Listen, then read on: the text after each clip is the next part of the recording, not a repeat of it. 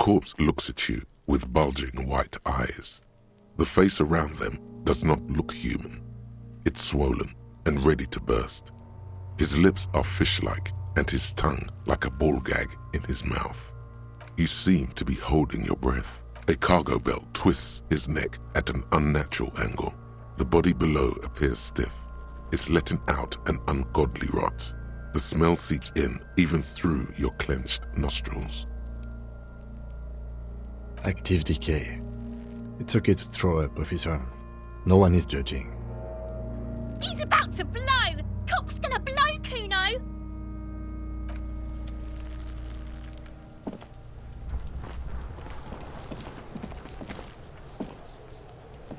Kuno, the pig's getting pretty close to me. Come to snuff my shit out, I think. Looks like it's time for me to go, Kuno. Pig's come to take me in. I'm going away for a long, long time, Kuno. Going away for life. What's going on there? Fuck are you trying to pull, pig? You don't want to fuck with me. I got my hands bloody. I'm not here, pig. You're not seeing this. You can still see the top of her hat from behind the fence.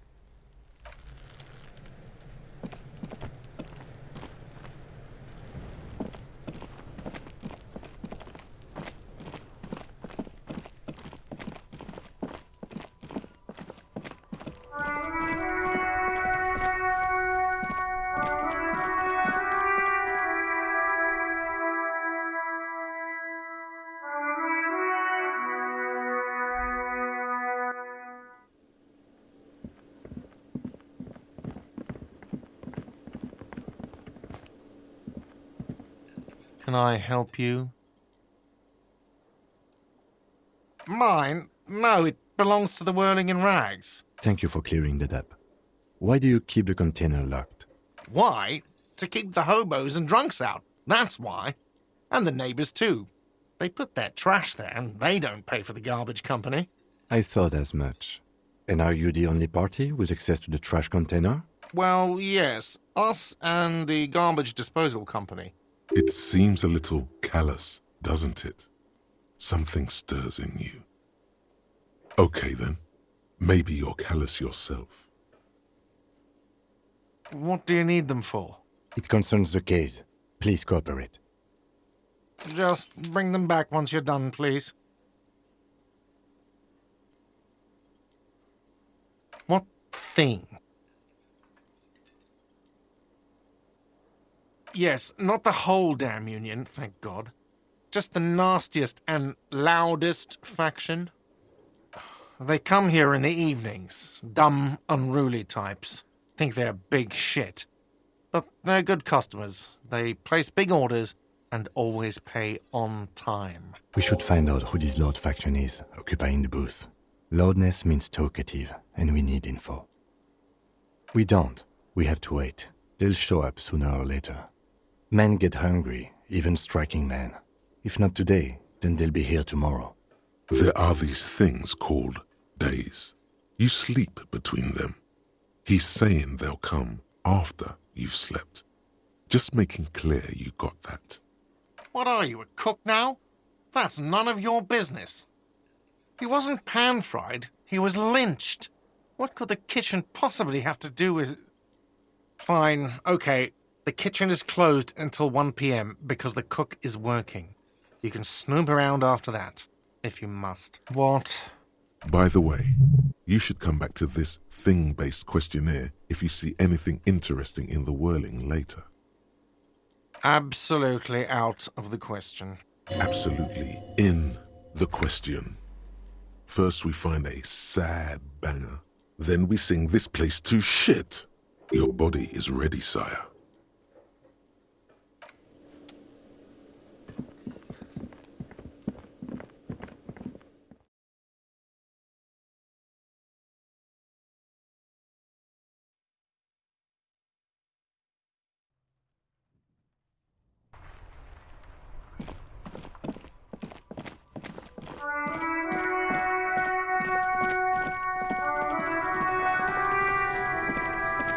This trash container is locked. The sliding lid as a padlock that says, with a well-oiled crack, the lock pops open. It should now be possible to simply raise the lid. Don't. Maybe you shouldn't. Maybe you shouldn't. Of course you should. This is your time to shine, Hobocop. Dive into that dumpster for extra content. Just a feeling. A warning from some part of you. The smell of rotten food rises to greet you. You see soggy cartons, dirty rags, and organic waste. We're just in time. This hasn't been emptied for over a week. Wow, an Armistice caliber 50 knock cannon. Half wrapped in paper tissues. So shiny. Never mind. Look at that fat string of archipelagon pearls snaking amidst the banana peels. And is that Cordon Electric's preamp with Electra F2 tubes? It is. That catches quite a price. We're talking 12,000. Easy. Unless you're into hi-fi yourself. No, you won't. Because none of those things are real. They're not actually in there. All you see is food waste and crisp wrappings. All you see is a broken mug with a racist depiction of the yellow man frolicking in saffron. Only in its social sensibility. You've acquired an interactable item. Investigate this item further by going to the Interact tab in your inventory. You see milk and egg rest with one broken egg in it. Some pasta wrapper. Picking up the soggy packages somehow feels familiar. A box falls into pieces in your hands. Batiste Soleil cereal. There are plastic pasta packages below. And turbo noodles. Nothing of note, however. Among the threadbare kitchen towels, something catches your eye. A pair of denim trousers. As the legs of the slime-covered jeans begin to unspool from the garbage, a rank corpse smell fills the air. The victim's clothes? Cadaverine odor is faint. If these belong to the deceased, they were removed when he was still in the early stages of decay. Drop them in here, officer. Guitar-marked blue jeans.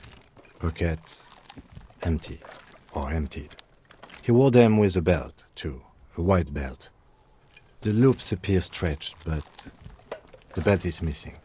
That's it. Do you see anything else in there? I have another bag here. Something slimy catches your eye. A drab, long-sleeved shirt, olive-colored, appears from the food waste, dripping with pus. This is a military-type overgarment.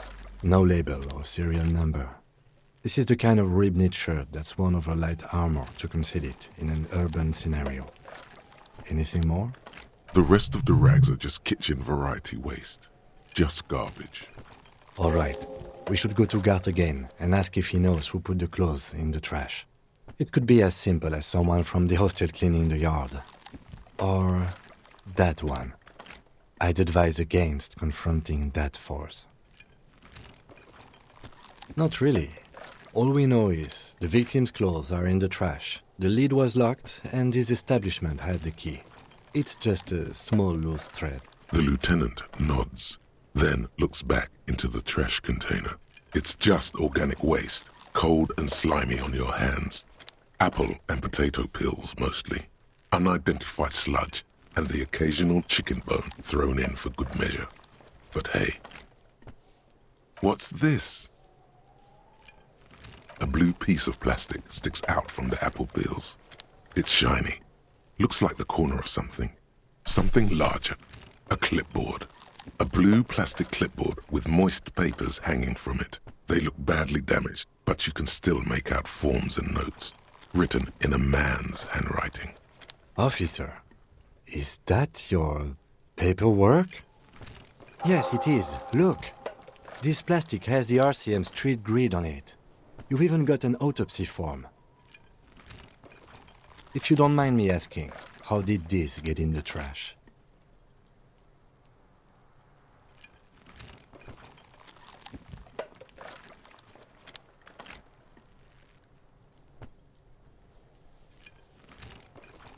Boring.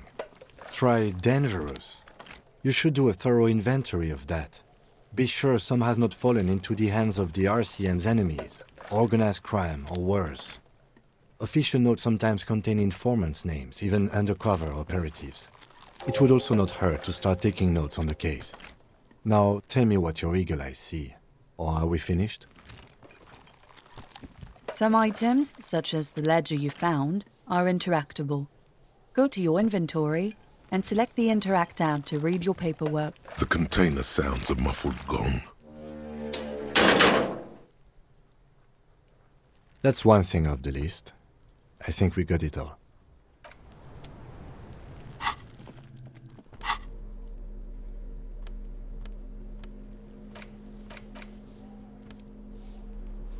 It's just a racist mug. What's there to read here?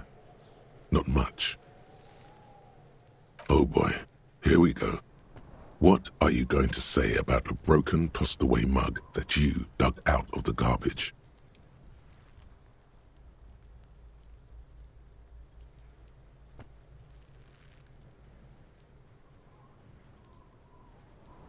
But it was in the trash.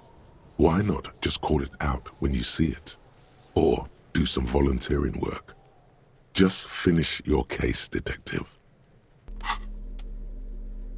It's just a racist mug. But it will not happen. The mug talk is exhausted. It is time to return to work. It's the ledger you found in the trash. A pitiful cabbage of white and yellow papers hanging from plastic board, barely held together by a metal clip. This sad display is made complete by the faint smell of urinal cleaner. There's a piece of toilet paper, or is it cleaning tissue? No, it's toilet paper, desperately sticking to the back of the blue plastic clipboard. It's a metaphor for you. It's just toilet paper sticking to the back of the plastic clipboard. You can take it off if you want. If you want it to be kitchen tissue, it can be kitchen tissue. It's not though, it's toilet paper. Still wet, the toilet paper, kitchen tissue, peels off the plastic easily. All you have to do is shake it off your finger and voila, the ledger now looks marginally better. An aluminium block runs the width of the board, biting down on the paperwork. Its crocodile teeth are the only thing keeping the papers together. A regular pencil, the tip worn down to nothing, has been attached to the clip. The surface is interrupted by a silvery sticker. It's rectangular, sparkling with iridescence. You don't know how you didn't notice it before. What? That thing. It's a halogen watermark. We use it for adding information to RCM property. It depends. Aside from an anti-counterfeiting stamp, mine has my station number and address. The information varies by date of issue. Maybe yours will have how many cases you've solved. How many years you've been on the force, he's thinking. It'll have that. Any capable light with the right wavelength will do. All RCM vehicles have headlights designed to reveal halogen watermarks. Mine too. This means you can read the watermarks if you just turn the lights on. Okay. While a bunch of sodden papers sag from the clipboard in your hand, it's a sorry sight. They're not exactly white. They're yellowed in patches by sunlight and alcohol and covered in dense blue handwriting. Ink escapes into watercolor patterns, reaching its tendrils across entire pages. The paper itself is checkered with faint red lines forming short paragraphs. Once in a while, there's a red stamp that exclaims, "Case files commit to paper." The case files themselves are plenty. You count more than 100 sodden, crumpled up, earmarked pages falling apart in your hands. They appear to be sufficiently organized and extremely dense, if mostly illegible. Work, strife, poverty, the Jamrock Quarter. These are handwritten logs of investigations dating back to January 51, this year. The exact number is hard to estimate due to missing pages and an odd naming convention. But there are at least 20, maybe 30 cases undertaken, not completed, mind you. It's the middle of March. You have attempted 2 cases a week on average. Huh? Two complex cases to undertake is a lot, yes. You really have to push yourself. I would not suggest it, lest you start making mistakes. Two? That's a lot. I didn't mean to say you are making mistakes, by the way. That was presumptuous of me. That's okay. We all do, sooner or later. Like a fan of gills, the checkered papers dry in your hand. The handwriting is yes, it appears you employ a, shall we say, robust yet literary system. Each investigation has its case number written on the margins. Yet, still more tellingly, most are accompanied by a name, a title, one might say even. One that draws inspiration from snoop fiction and vespertine cop show staples. Yes, all caps. One is called The Next World Mural. Another, The Square Bullet Hole Murders. Another yet, The Unsolvable Case. Others appear more light-hearted. The guys on a couch in an unexpected location, and the murder at the hookah parlor. Even the rare article-free collapsing tenement. Murder features prominently throughout. It's going to take an effort to piece these case files together, but it can be done. Once you're done inspecting them up close. You mean the alphanumeric? Officer, precinct, time of arrival at the scene? Oh, you mean the titular? Yes, well, so do I. In our defense, almost everyone in the RCM does. It's a holdover from the early days of the RCM, right after the revolution, when the organization had little idea how to do things. It persists in an unofficial capacity. Officers use these titles to refer to their work among themselves. Again, in your defense, I seem to have named one the man with the hole in his head. That was a real person. His death was real. Still, I named it that, to amuse myself. I pray his loved ones never find out. Rail spiked through the head. He died. It was a workplace accident. There is, for precisely one more. 15 pages near the end remain untouched by the damage. The checkered grid forms a structure of passages, breaking the case into subtasks to accomplish. Once all the tasks are accomplished, the case is complete. Sadly, the ledger only comes with an old, worn-down lead pencil. It's unfitting of this monumental event. The lieutenant looks at his blue notebook. 2 fat, shiny pens hang from the binder, like large-caliber bullets on an ammo belt. He is not really saying anything, just standing there, looking at them. Know that I give this to you with resentment. The tasks you've completed flow out of the blue oblong pen in a brash freehand uncannily similar to the rest of the letters. The wording comes easily. It's almost robotically simple, a language developed for mental rigor and simplicity. Inspect the victim's body. Interview the cafeteria manager. It's not exactly poetry, but poetry would be out of place. A satisfying slash sounds across the paper. You're done, it seems to say. And you, and you. Things to be done and things already done. The composition of reality. This is an extremely useful tool for a detective of the citizens' militia. Now all that remains is to name the case. No, actually. Any ideas?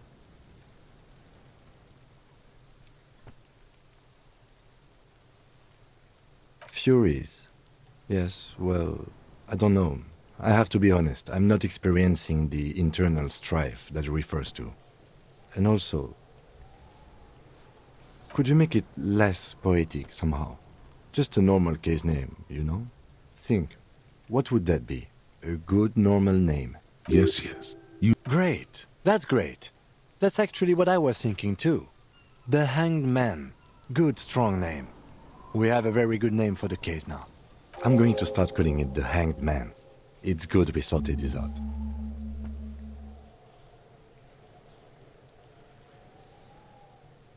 You don't exactly close them, so much as distance yourself from the smelly papers. They're a little further from your nose now. Yes, you can piece them together using the alphanumeric code on the margin. It always begins with HDB 41, then date of initialization and time of arrival on the scene, followed by the title. For example, HDB 41120111700, the Next World Mural. Why yes, your precinct number is 41. Every last alphanumeric in the files begins with it, and these are your case files. It's safe to say HDB are your initials. I got nothing here either. Logic really isn't the best faculty to have this conversation with, but it's the one you got. So sorry. It takes about half an hour to piece one together using the system you've devised. Where do you want to start? This one is relatively easy to reconstruct. Overnight on 1202, a graffito, nay, a mural, appears on an 8-story tenement overlooking central Jamrock. The building is a sparsely inhabited ghost tower, part of a failed real estate development called Grand Couronne. Cause of failure, rent too high. The mural is enormous. 2 silhouettes, a man and a woman, are kissing. The text cut into their form reads, "True love is possible only in the next world. For new people, it is too late for us. Wreak havoc on the middle class." People call it that thing and that fucking thing. It's visible for miles. In 2 days, the station's complaints desk gets clogged with requests to remove the bummer. You and your partner are assigned to the case. The graffito crew is easy to track down. Only the bell lectures have the literage of industrial paint to cover the surface. One of the graffito artists is rumored to be rich. They take responsibility for the execution, but not the design. The ideologue of the Next World Mural, as the crew calls it, remains an unknown. The case files do not show you finding the author of the design. The crew agrees to clean up after themselves. However, your partner, JV, is against the removal, citing public support for conservation. This leads to a debate in Precinct 41, which then spreads to the streets of Jamrock, ending in a rare plebiscite organized by you and the rest of Row 3. The 9,000 people subjected to the mural's message, all of Lakeside, Central Jamrock, and Villalobos, plus half of the eminent domain, participate in the vote. Although the case begins with what appears to be a lot of rambling on the streets as to how juvenile and stupid the mural is, given a choice between 2 options. A staggering 78% of voters choose to keep it. Turns out the opposition were a loud minority, and that love truly is possible in the next world for new people, and it is too late for us. In any case, it appears to have been a rare case of civil activity in the quarter, and agreement as well. What do you want to tackle next? Not much has changed in the meanwhile. A bunch of sodden papers still sags from the... In the back, you see thin, translucent copier paper. Some neon yellow, some bright red, all covered in boxes, like marching armies. These look like official forms, waiting to be filled out. Then rip them from the binder and hand them out, according to type of form. 3. The topmost are misconduct fines, the middle ones are station calls, and the bottommost are field autopsy forms. Each is easy enough to make sense of. You don't have to be an intellectual giant to do police work. A monetary penalization ranging from 20 to 250 real. Severe cases allow for 1,000 real, but that requires special paperwork. The details of issuing these fines are spread out over the rest of the fields, but they appear pleasantly vague. These are quite sinister in turn. They give a date and time for the person to appear at the specified precinct police station. Below the call are the criminal charges you risk by not appearing. A dozen pages of thin copy paper, bright red in color. You see the parameters of a deceased human form waiting to be filled in. Age, sex, condition of internal organs. Yes, all that remains now is to fill those forms and hand them to people. Fines for wrongdoers, interview requests for bad guys, and field autopsies to dead guys. The rest of the stinking cellulose is much worse for wear. Being sandwiched between the board and the rest of the paperwork must have spared the fragile copier paper. It's made of dark blue plastic, hard enough to beat someone to submission with. The edges are rounded, however. The U4 size board feels thick and heavy in your hand. Light shimmers on its wet surface. On the back you see the embossed letters, RCM. Something rattles inside, ever so lightly. Is there a hidden compartment? Permeables. It's not hidden per se. The compartment is made for permeable materials that would get damaged if something happened to it. The plastic shimmers like lapis lazuli, but it is not see-through. You cannot see to its center.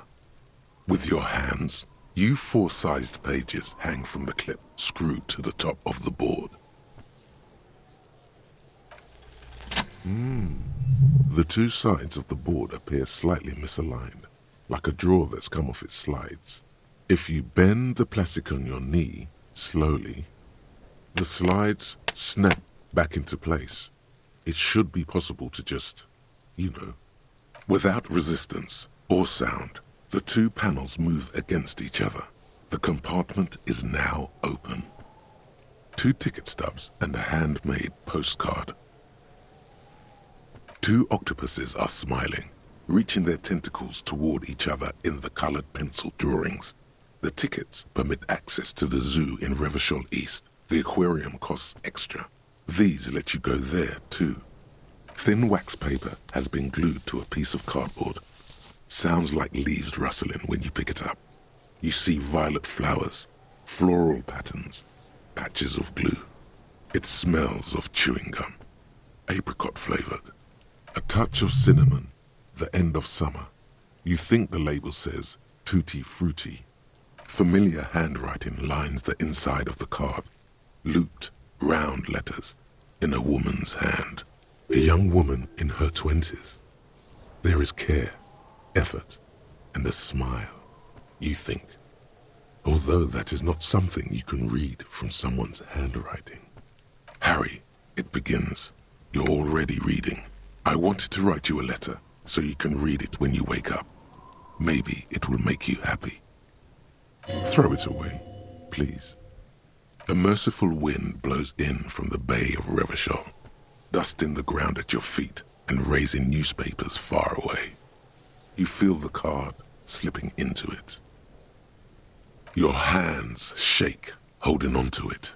Every morning when I step out and you're asleep behind me, it says, I find a little piece of sadness in me.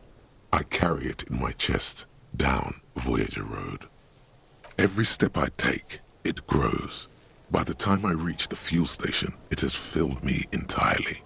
I step onto the light rail and look back. Sparks fall from the bow collector. I know it will be like this until late afternoon, when I get off the 42 and walk back to you. You. Every step I take will get lighter. It almost makes me run. Sometimes I do. I can't believe I met you. I can't believe the happiness I feel with you. You have a vast, vast soul, and I will always, always, always come back to it. Kisses, kisses, kisses. You feel the air sucked out of your lungs and the blood sucked out of your head. Everything around you gets dark. Small white dots appear. You feel the ledger slip from your hand.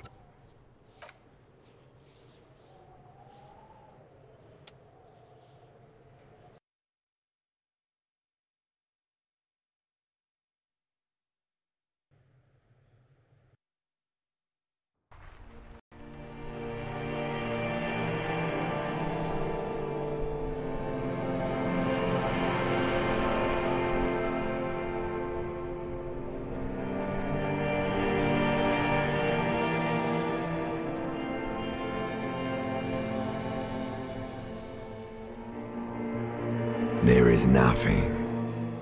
Again.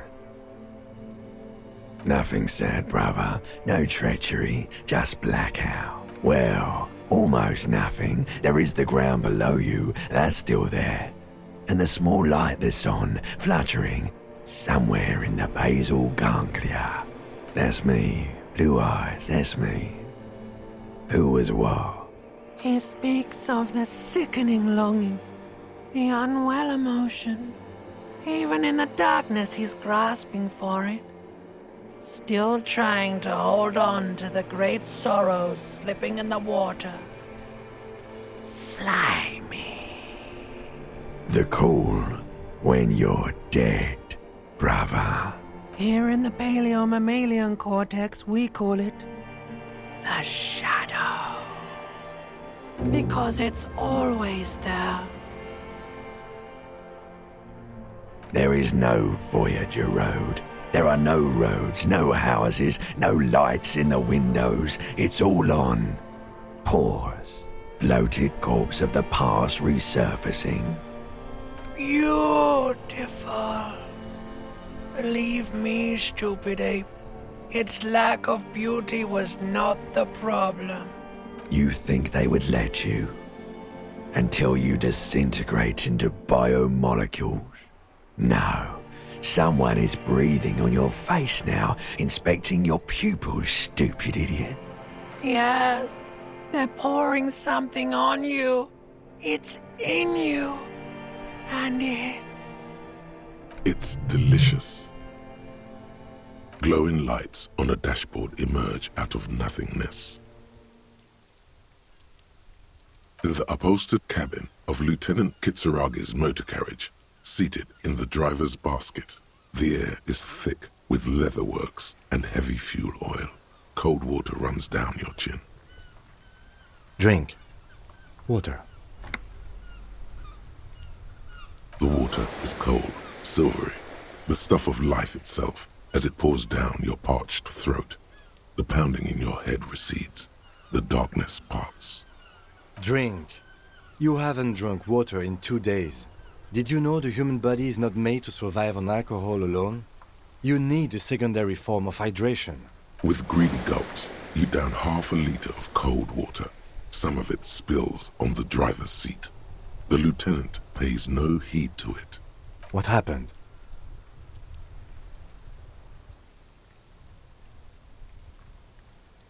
That does sometimes happen. He replies with such understanding, it's as if the burnt-out ruins of the past were an occupational hazard. Athlete's foot for cops. You dropped these. Are you okay to proceed? Good.